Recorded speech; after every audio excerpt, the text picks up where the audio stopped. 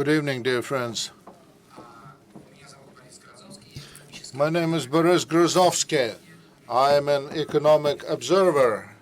Today, we are presenting a book authored by Václav Klaus and Weigel, the Resettlement of Peoples LLC, a brief guide to understanding the contemporary migration crisis. It has recently been published by the Gaidar Institute Publishing House. There will be an extra print out with a preface by St. Petersburg economist Dmitry Travin.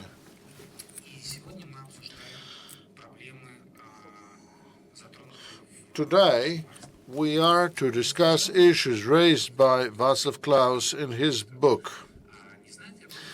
Well, however, before that, in case someone doesn't know that, I want to say that Mr. Klaus was the president of the Czech Republic. Before that, he had been a prime minister in the Czech government.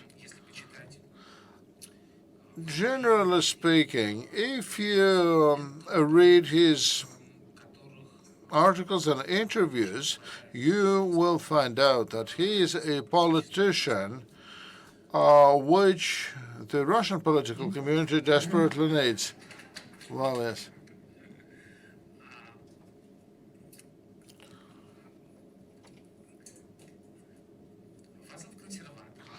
Václav is a conservatist.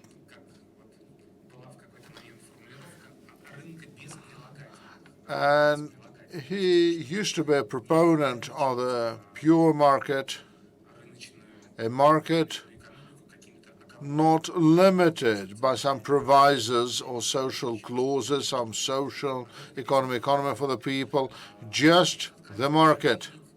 He is an opponent of most things that are mainstream for the current public governance, the green economy, unisex marriages, his attitude towards migrants, and he is a vocal opponent of the course which has become prevalent in Europe in the past decade. I believe that this book was wrote somewhere in the mid-2015. And in many respects, this book is premonition of what happened to President Trump in the United States, of what could happen in Europe. When the policy pursued by Germany and France in the first place runs counter to the sentiments and wishes of most people living in those countries. Well, before I ask Mr. Klaus, Václav, a few questions, I'd like to pass the floor on to Mr. Mintz from the Yegor Gaidar Institute, a person who did a lot for this book to appear. Thank you.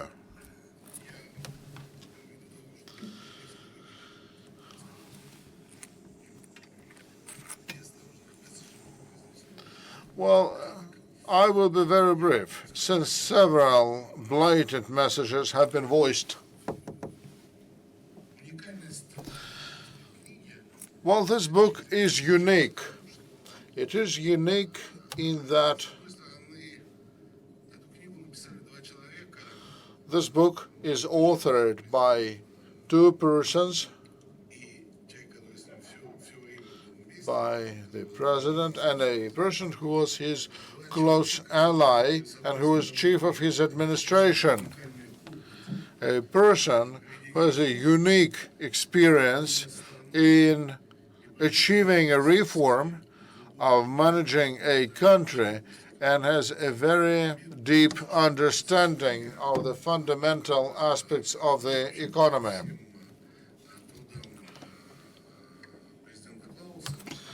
And this is something which can be traced in all works by Mr. Klaus.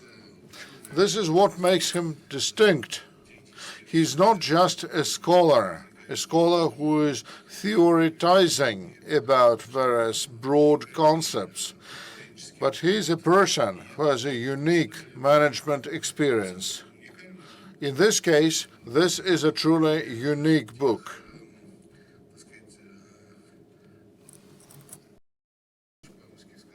So how should I put this in Russian? Like those vocal songs that we hear in mass media on most important social or international issues. I believe that this makes Mr. Klaus's book ever more interesting. Thank you indeed. And here's my first question to you. So, what does the new influx of migrants in Europe do to the crisis? Why do you believe this to be a migration crisis? Why did it happen? Before I begin taking these questions, I would like to make a few general remarks. Good evening, ladies and gentlemen, and I apologize for attempting to speak Russian. I know that this will be hard for you. This is going to be easy for us. Anyway, this is going to be your problem. We used to speak Russian a little some time ago. These days, post-communist countries do not speak Russian at all. It has totally disappeared. Russian has. In my country, which used to be Czechoslovakia, the first unemployed, the first people who lost their jobs were teachers of Russian.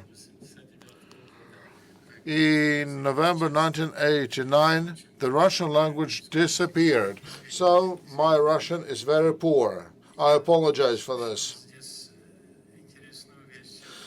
I have just heard an interesting thing, and I need to remember it. You mentioned that Václav Klaus is against majority of things, an opponent to many things. This is very nice. This is so nice indeed. So nicely put.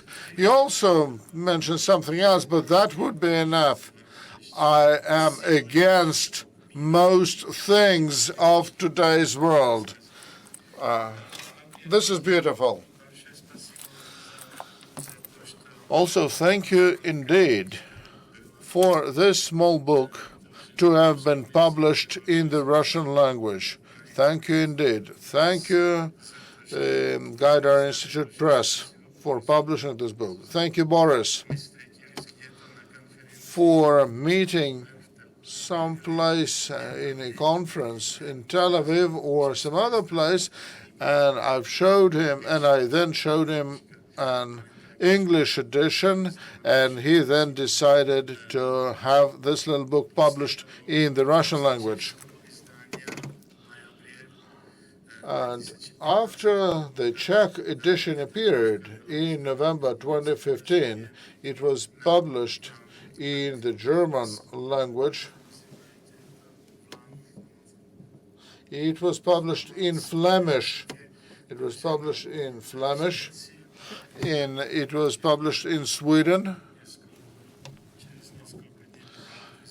And it's going to be published in French in a short while. So thank you. I have not yet seen this book in Russian, and I hope it was translated correctly.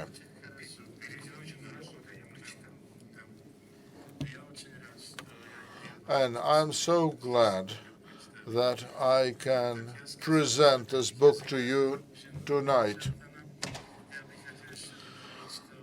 I would also like to add that this is our book. This is not just my book. you can see my long-term ally and associate who's been chief of my administration. And he's now the director of the Václav Klaus Institute. He's a well-known Czech economist.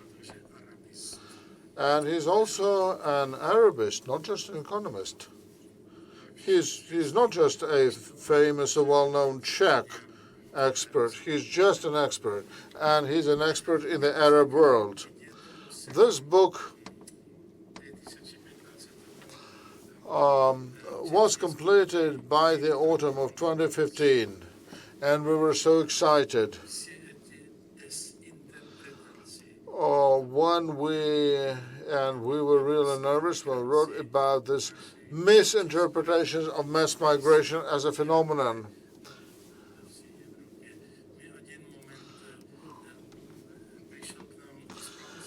Well, we received a Spanish ambassador in our institute, and he spent an hour with us. And after that meeting, he said, "No, it's too late. So we need to write something about it." And this is how this book appeared, after a lengthy meeting with a Spanish ambassador.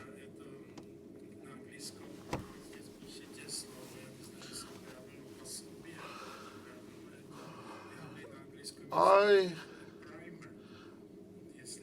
would use the word primer in English. We are talking about an introduction into this topic. So I would like to tell you a little about this book. Methodology first. I believe it is absolutely necessary to make a distinction between two things: individual migration and mass migration. These are two totally different things. And one grave error which many academics or journalists fall into is that they are using arguments which are important or which are relevant for individual migrations, and they apply them to mass migration. Those are two different phenomena. So I believe that we need to make a very clear distinction between two types of migration. So whenever there is a discussion about migration issues, I always want to ask a question. Look, are you talking about individual migration or mass migration? This is one important comment. Secondly, I have had numerous interviews today, and I heard a lot of words mentioning refugees. I'm against the use of the word refugees. When we're talking about mass migration in Europe, it has nothing to do with refugees. We're talking about migrants. And there is a methodological difference, a while of difference between the two. Well, thirdly, I'm an economist. And we, as economists, only operate with demand and supply. Everyone's laughing at us over that. So these are very productive. I further believe that it's not good to talk about migration. Let's make a difference between supply, migration supply of migrants, and demand for migrants. There is a clear methodological distinction here. And I believe that you can actually turn a lot of things around when talking in these terms. So let's say that migration can lead to was caused by a collapse of states in the Middle East. I say, yes, that's right. However, this could only have happened through the supply of migrants. There used to be migration potential, if I can say this in Russian.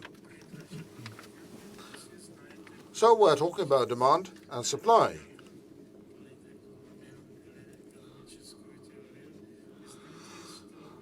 I believe that you've all studied political economy in the past. And there is no sense in supply without demand, and vice versa. If there is a supply and there is no demand, it means nothing. So, for mass migration to take place, there should have been more than just supply. There should have been demand for it. And so my criticism of European politicians is that I keep saying that demand for migration came from Europe.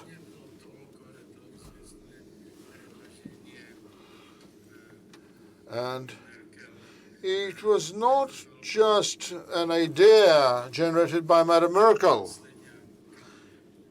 It was just the last drop, or what you say in Russian. But implicit demand for migrants has been there in Europe for many years. And it was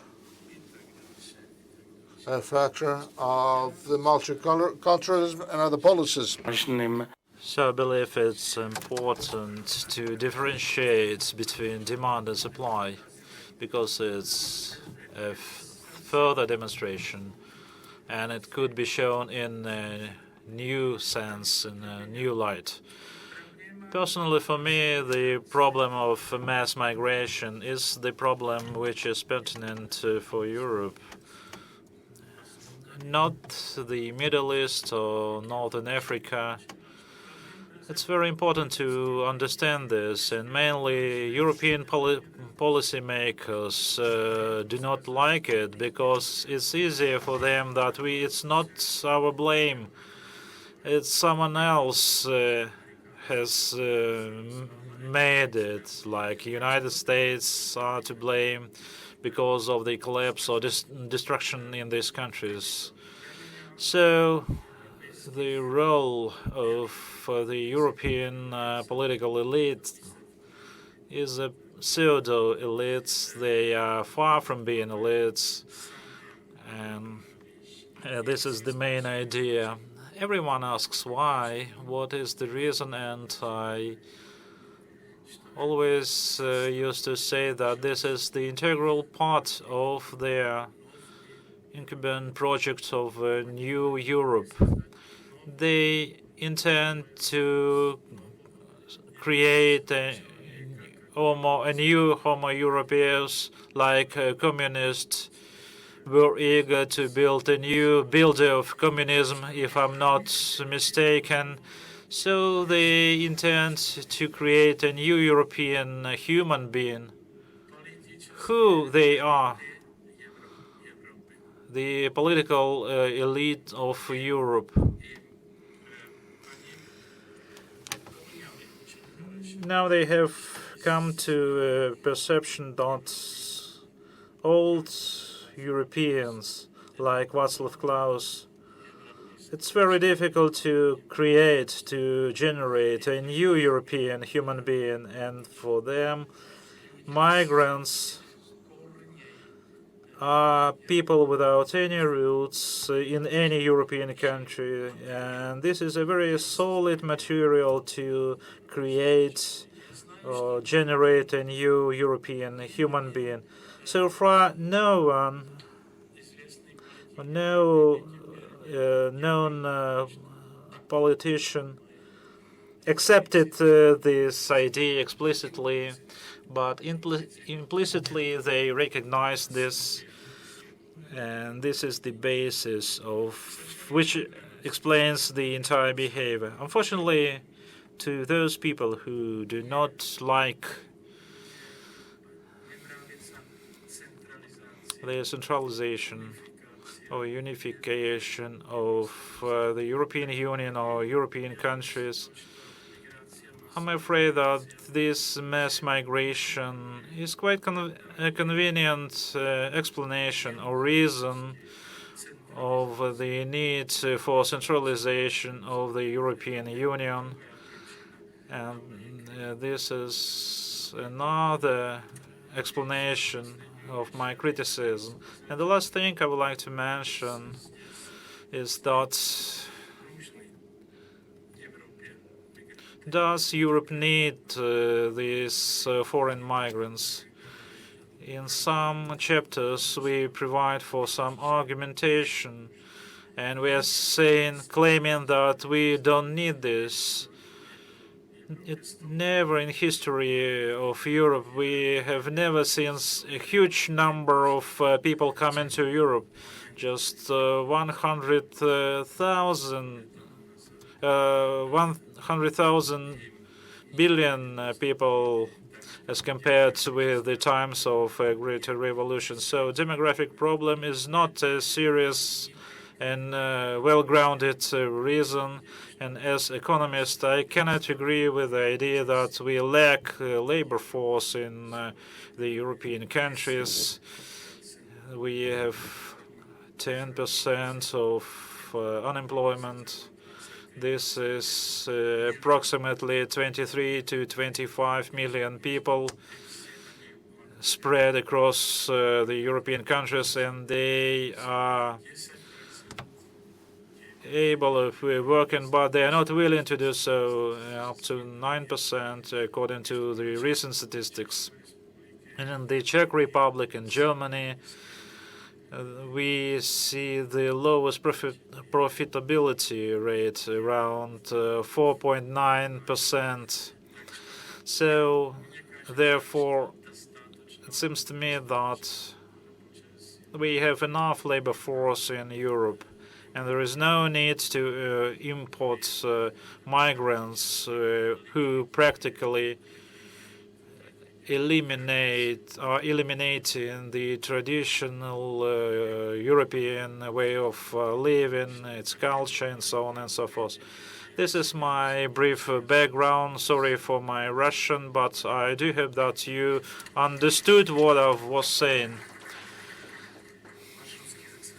Your English is brilliant. You responded in one shot to several of my questions, but nevertheless, you brightly show in your book that the current Brussels policy could hardly be stable 1 year after this publication. U.S. elected Trump. How it would be in European countries? A lot of small or tiny Trumps. What do you expect from the political transformations or changes in near 3 to 4 years to come? It's hard to predict, to forecast, but before the end of the previous year, the annual address in Prague, I called this address as post-Brexit and post-Trump. There would be a continuation in Europe and in our countries. So I wrote in a Czech lecture, and firstly, I expected that the wave of stemming from Brexit and Trump would cover other European countries. Unfortunately, it's not the case, but let's see what would be the situation next year.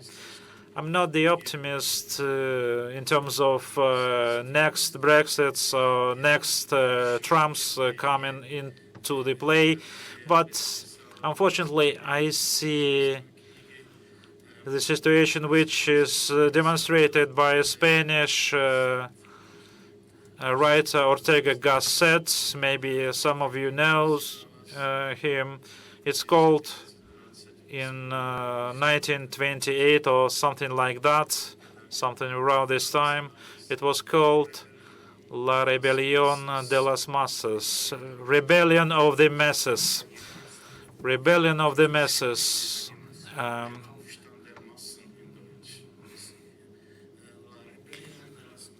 So the rebellion of the masses, I believe, I consider Brexit and Trump and many similar trends. So the appearance of new political parties as the integral part of this kind of evolution. And I believe that the silent majority,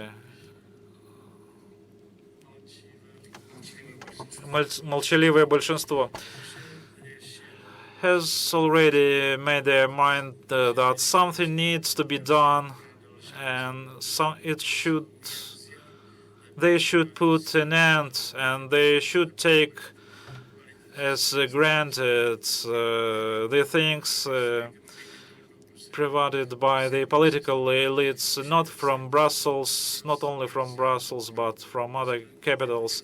So it shouldn't go on any longer. So in a longer term perspective, I believe that these trends do appear, and maybe German elections would show this. Czech elections scheduled on September this year. Like Germans used to say, optimistus is the obligation. So this is my line of protection or defense. Maybe rebellion would eventually come to European continent. And the last question before we get down to discussion, Q&A session, you write that U.S. policy during the last decade in the Middle East was one of the reasons that the Middle East states are no longer comfortable for living, which provoke mass influx of people from there.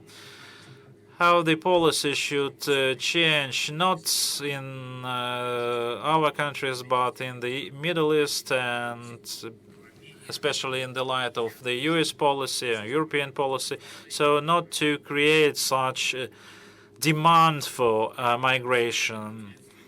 So responsibility of mainly lies on the United States for what has happened in the Middle East. It's quite clear. And I have always been a very good friend of all U.S. policymakers and presidents. I have always been on the right side of the ideological barricades. So I have always been a very good friend of senior Bush and junior Bush. And back in 2003, probably I was the only one president in the European countries who officially and loudly said that I opposed to the invasion to these countries. So I was pretty much sure that I've never been invited to the White House. I lost all the friendship with the U.S. presidents. But this is one side of this coin. I don't agree with what you're saying, that it's not possible to live in these countries. It's not the way of putting this. That's not correct. I believe even in Russia you should oppose to such an approach. And I believe in 1941, 1942, and 1943, it was a disastrous way of living in Russia, but If all Russians all Russians migrated, then what would have happened there? It's a normal thing not to migrate, to stay at home, to stay in your own country, trying to do something, to achieve something. I believe it's normal things, but I believe it's overstatement to say that it's not possible to live in the Middle East countries. Maybe some Syrian cities, that would be the case, but you shouldn't extend this statement to all these countries. Lack of harmony. Thank you very much. Now we're coming down to Q&A issues, but I would like to ask Mr. Vishnevsky to say something. The good, quite strong expert in demographic issues and so on, and migration issues. So you have the floor. Thank you very much. Mr. Klaus touched upon a very important issue and quite relevant, underestimated issue, but I would like to be on the opponent side to what you have said. In the Asian cities, we had such a custom. If a person brings bad news, then he was immediately killed because he was to blame for what he brought. Sometimes we had the same situation, and as an expert in demography issues, I mean the increasing, enhancing migration burden of global south and global north. Not only me, but some other guys who have been dealing with this for decades. It will boil over, and this pressure will lead to a burst, and there's no way of seeping it out safely. So this pressure exerted by the billions, used to be 2.5 billion in the mid 20th century, then 3 billion, 4 billion. The population is now 7.5 or even 8 billion people, and a lot of people living in the developing world is now exerting pressure on the developed world. So without thinking too much, without delving into much detail, it would be safe to predict that this pressure is gonna work as the permeation of the borders from the south to the north. These may be migrants, they may be invasion, this may be something else, but the balance has been tipped. And we need to be prepared for the consequences unprecedented and unknown to the world during the previous centuries. Well, the premises of Václav Klaus's book include this. Someone in Europe or in the West, like Merkel or others, are looking forward to this invasion. Look, well, there is a difference here. Whether you recognize this or not, you may be unwilling, you may be reluctant, you may be opposing this, and still you have to recognize that the pressure is there. And there is very little, if anything, you can do about it. Now comes the question of how this process can be managed. And with every coming day, we see that neither Europe nor the United States can control or manage this process. And people are getting increasingly dissatisfied because those people who visited Paris or London, just looking at the street crowd, they can see that we're no longer talking about the French or the English. We're talking about some motley crowd. And people who are of a different identity, different culture, they don't really think about this. This is something they notice. This is something that becomes obvious. And these migrants, even without penetrating physically to Europe, are shifting the sentiments of European people to the right. People who proclaim themselves to be opponents of migration, although it is impossible to stop, to cut it short. I don't know whether we have a proponents of the tsunami waves amongst us. We may be not, but it means it makes no difference. The tsunami will be there. The same comes here. Well, because these forces are totally out of whack. So we need to think of whether we can really resolve the situation or not. The threat of outward migration has been there for ages. It used to be the so-called Mesopotamia. And about the first thing they did was to build a wall to protect themselves against nomads. The nomads eventually came and destroyed them. The Great Wall of China was built to protect them against nomads, and it didn't help. Now Trump wants to build a wall between the United States and Mexico along the Rio Grande. I'm not sure it will help.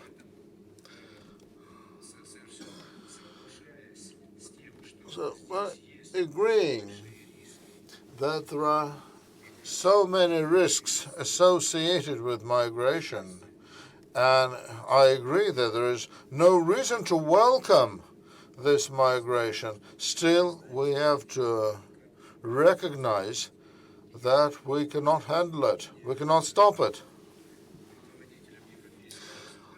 I believe that these accusations of the leaders of European nations that this is their own making, it doesn't really hold water. Perhaps in the post-war Europe, they did invite some guest workers to help Europe rebuild and recover. Since then, the world democracy has dramatically changed. So I do welcome the invitation to give this a careful thought. And still, it is far more complex. It does not boil down to the fact that we need to take an opposing position, that you want this and we don't. No one can manage, no one can control this process, and it will take an unexpected twist, I'm sure, in the future. That is it. Thank you, Anatoly Grigorovich. I believe that Václav disagrees. You are not serious. This is not an academic discussion. This is just not right. Look, so one topic of our discussion, if we are talking about centuries, we're talking about the migration of peoples from one place to another. Yes, it is possible to carry on this discussion at the level you suggest. However, we're talking about our lives. We're talking about the decades we are living in. It is not theoretical. And we're not going to talk about what's going to happen in the year 2400.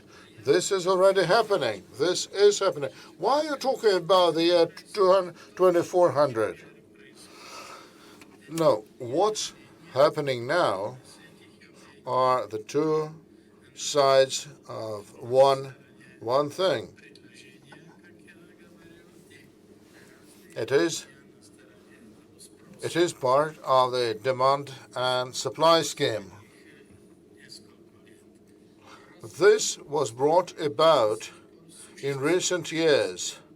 It was caused by the disintegration of some Middle East and Near East countries, and the tragedies in those countries was caused in many respects by the West. The export of democracies and the export of revolutions was a tragedy for those countries. These countries were destabilized. And they were destabilized not from within, They were destabilized from without. And well, demographers will not agree with that. Oh, now, look, people who are experts in demography are talking about the tectonic processes where politicians have no role to play. Look, I'm not a politician anymore, I'm an economist. There was a demand. That demand was created artificially. The idea of multiculturalism. And they eliminate some countries. Multiculturalism is a tragedy. As we recognize that many countries of the world are multicultural. But would rather aspire to a single culture at home. And I believe that if you foster multiculturalism inside your country, you're in for a tragedy and for mass migration.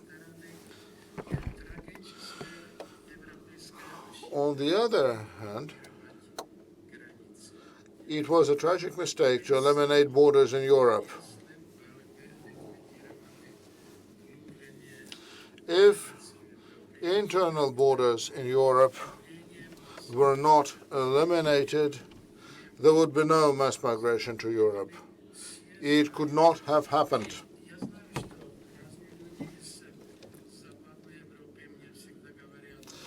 I hear people from Western Europe tell me that they like the idea of the world without frontiers. Look, you lived under communism. I always explain, look, for 50 years of my life, I lived under communist rule. I never lived with borders. I lived with the, what was it, Iron Curtain. I lived with the Iron Curtain. That I did. But those were not borders and frontiers. The Iron Curtain is a totally different thing. And our dream, and I'm sure that most of you Russians will subscribe to what I'm going to say. Our dream was not to eliminate borders. Our dream was to have borders where you can have to pass through.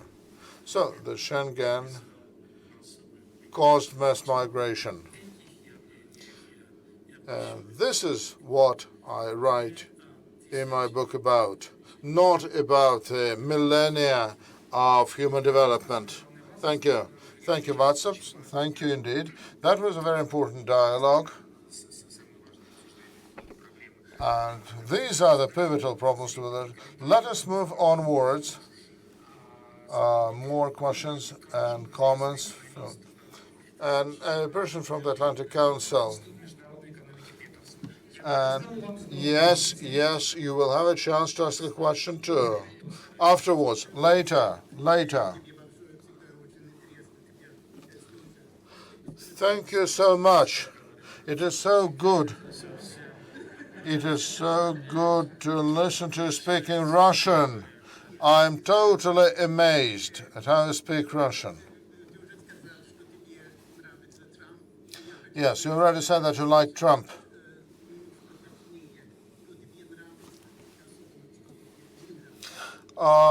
So it was good to know more about what you like and what you do not like. Young girls is what I like. Trump is not a young girl.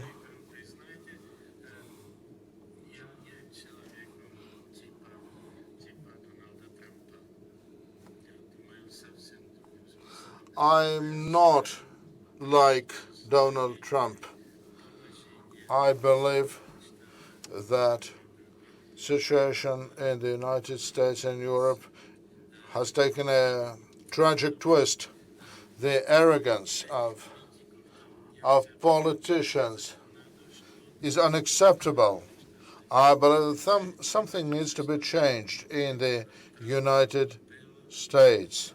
The choice of Trump was the opportunity to change things, because people realized that they could not expect anything meaningful from Hillary, because they already knew her. They didn't know Trump. Everybody knew that Hillary cannot bring about any change in the United States. So that's my attitude towards Trump. I've never met with him. I've never talked with him. I'm not debating with him. I'm not using his ways and means of having a discussion. But we're still hoping for some change.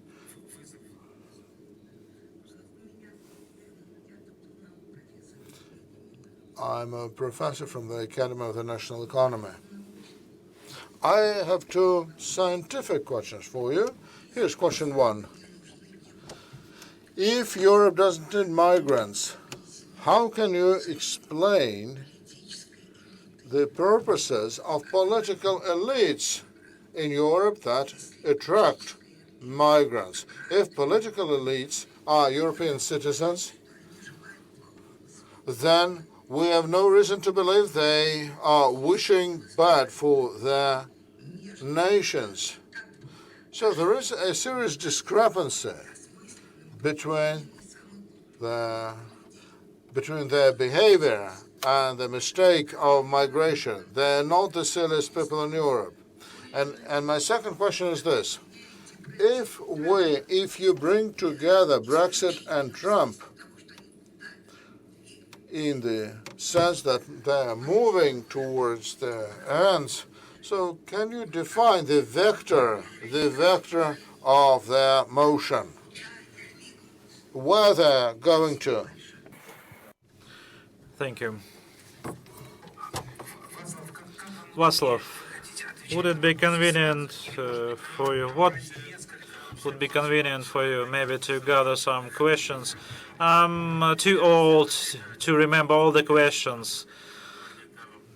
I expected the question like this. What are the objectives of the European policymakers or political elites?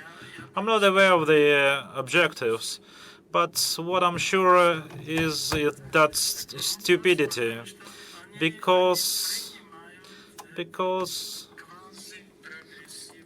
they accept this quasi-progressive ideology of multiculturalism, and together with the political correctness, and they found ourselves in a very ridiculous situation. I believe this is just in their heads. They're just thoughts, the train of thoughts they have.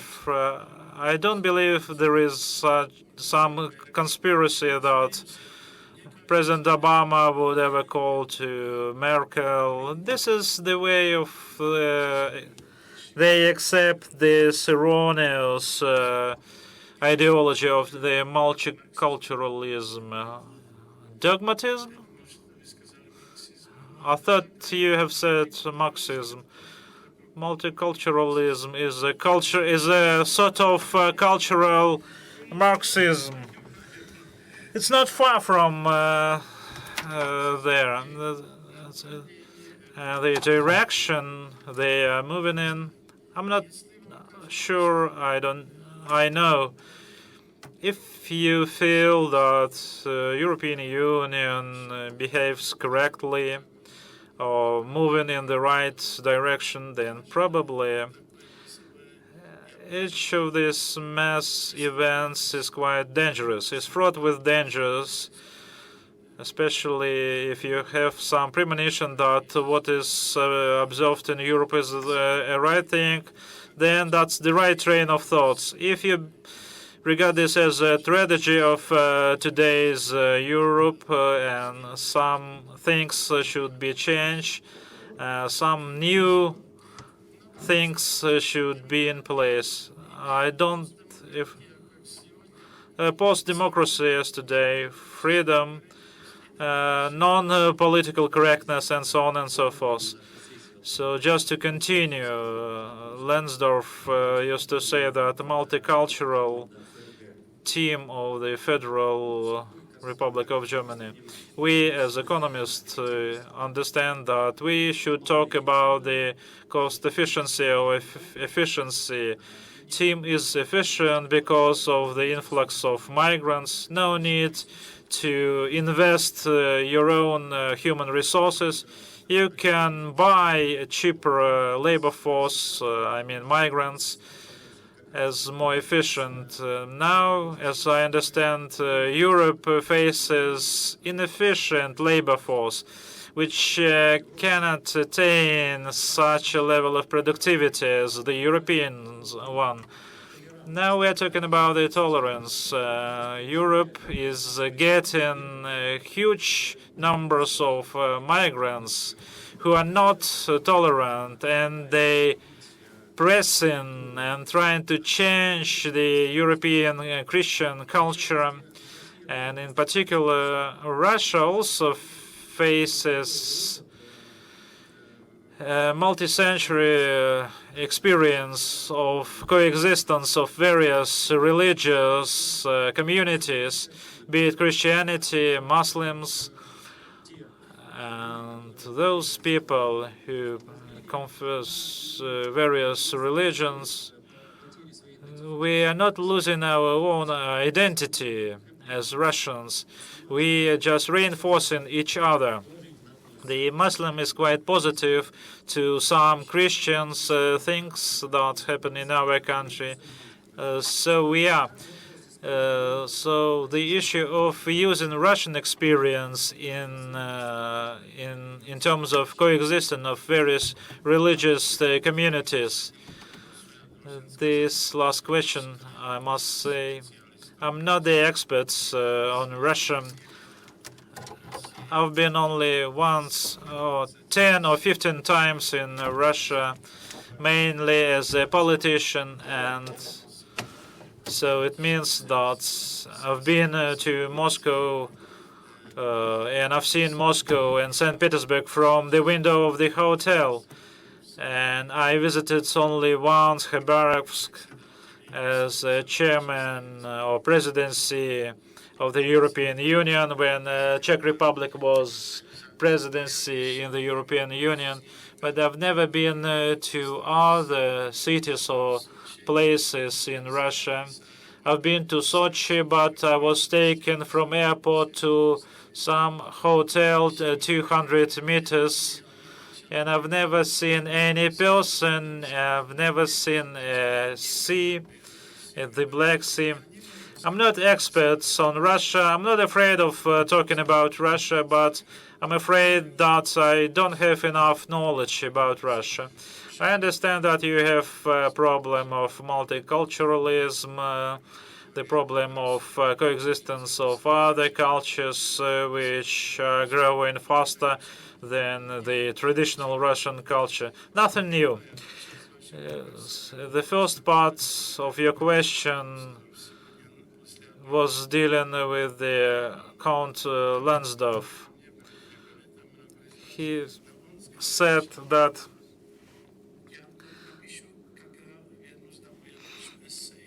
I will write an essay on my coming back to my country.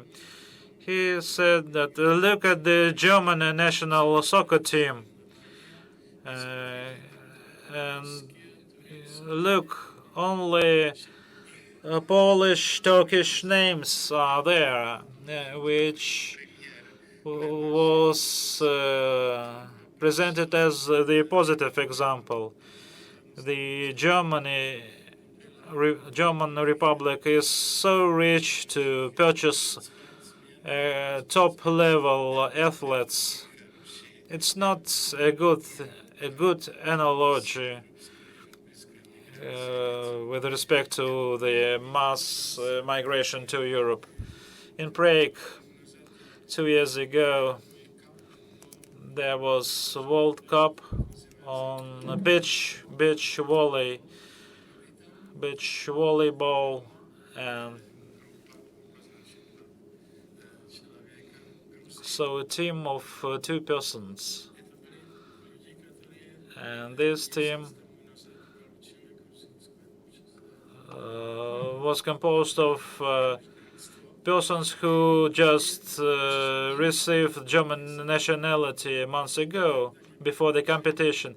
They've never been to Georgia, but they played on the German names.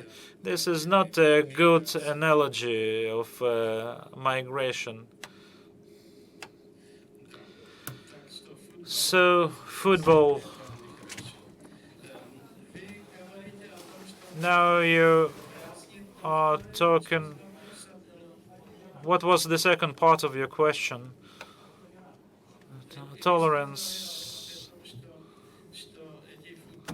You said that these soccer players could be efficient workers who played efficiently soccer, and now inefficient labor force is coming into Europe.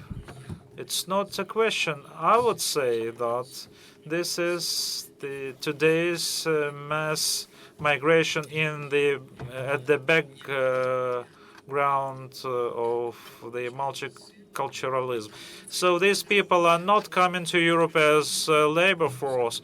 They are coming as clients of socially protected state, which has already labor force, and it has nothing to do with the labor force.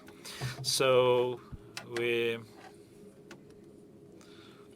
speaks without microphone. Good evening. Thank you for your book, for a wonderful command of Russian language, and for your civil position on the human values. Just a small, simple question. As a lawyer to The Economist, what is the amount of the European markets for the migrants when they come to European countries? Merkel said that we invited migrants, 1 million of migrants. So what is the capacity of the European labor market? And turning to the foundation, so let's assume that President Putin reads this book and he calls you and said, "Dear Klaus, what would be your recommendation on the basis of what I have read in your book?" 30 seconds more. In 2016, out of 4 million migrants, which were called by the World Bank, 2 million reside in Moscow, and they are the main taxpayers in Moscow. 2,200 rubles monthly. So we have demand and supply. Demand is amounted to 2 million. What would be your recommendation? Maybe split these migrants into several groups. Some are using various legal status. Should we divide them or split them in various legal regimes, or we should have only one legal regime applicable to them?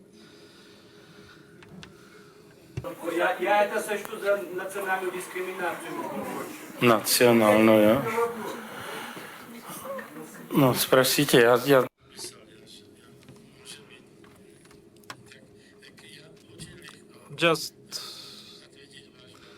It's very simple to answer to your question regarding recommendations to President Putin. Today I talked to the Prime Minister Medvedev. He asked for a copy of this book, so I have to send this copy to him. Recommendation for President Putin from me. would be very simple. You said simple questions. That would be a simple answer. President Putin, stay in Russia. Don't allow to eliminate the essence of the Russian culture, Russian civilization, Russian values, Russian religious, and so on and so forth. I know something should be added here, but in principle, I would say that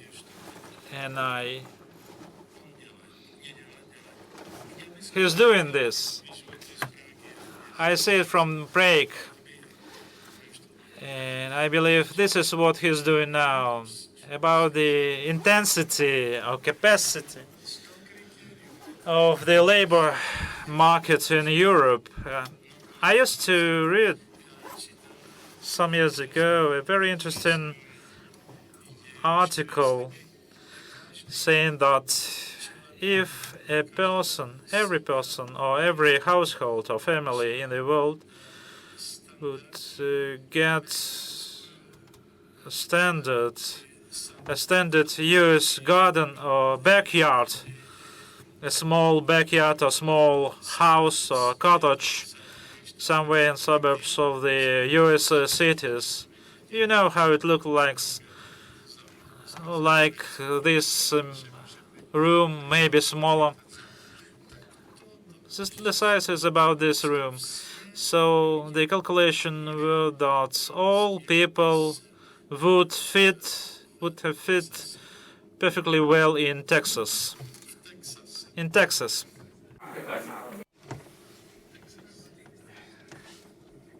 In Texas. Yes, the state of Texas.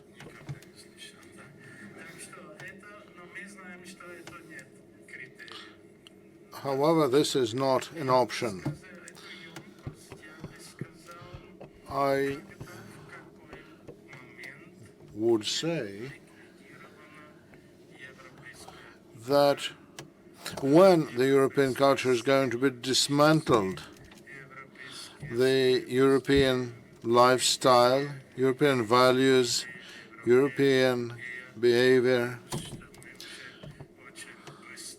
I believe that we are moving towards that point very, very rapidly, to the point of dismantling all this. And so you don't really need terrorism.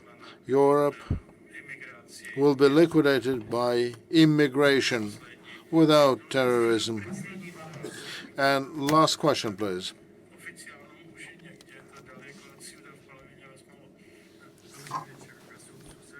I am Rasul Susaev. I am an Islamic scholar from the Czech Republic, city of Grozny. First of all, I would like to say that you are a very happy person, Václav Klaus. Why so? Some time ago, you were the leader of your nation, and today you can, without any threats that you may be hit by a shoe, you are sitting freely with a free conscience, and you are happy because you were not made part by those homicidal adventures from some leaders of the European Union or the United States.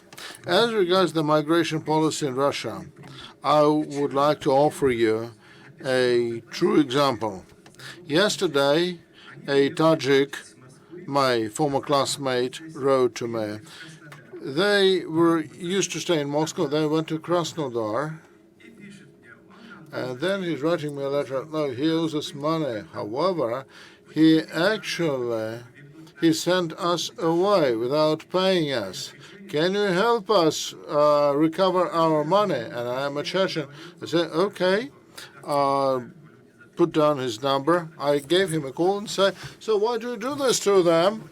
Well, people wanted to make a possibility. So if you want no problems, so you need to pay them in full, or they'll pay you a visit in Krasnodar.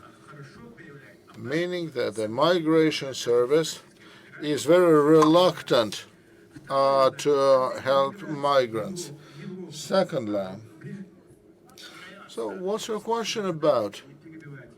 Please don't interrupt me. I will soon arrive at my idea. I am expressing my idea.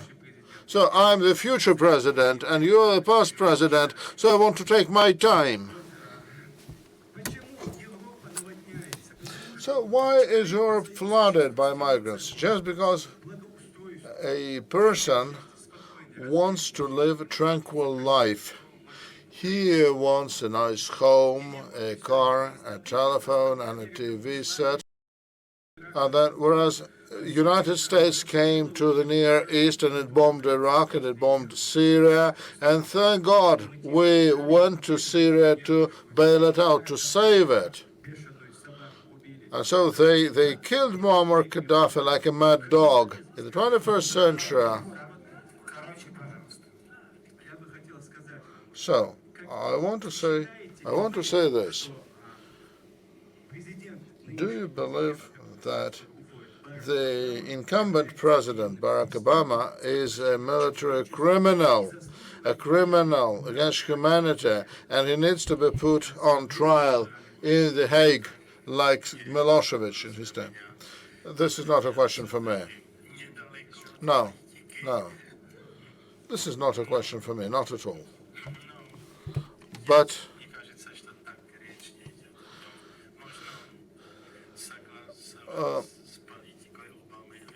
look, you can agree with Obama's policy or disagree with that, and it's your right to take sides. It is not a matter of tribunals. I visited the United States to attend a conference in early December. And they said that Obama is the first U.S. president who was awarded the Nobel Peace Prize in his office, and he's the first president, actually, who leaves his office at the moment when the United States is engaged in 4 concurrent wars. So that may be important. But I wouldn't be talking about any tribunals or military war tribunals. Obviously, the issue of migration in the previous decades and now sparks of ardent debate.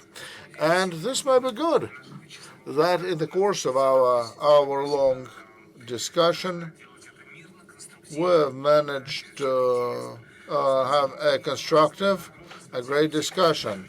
Thank you, Václav. Thank you, everyone. Let me say that was the best discussion in the Gaidar Forum, and all other discussions pale as in comparison. Окно открыли на 1000 человек.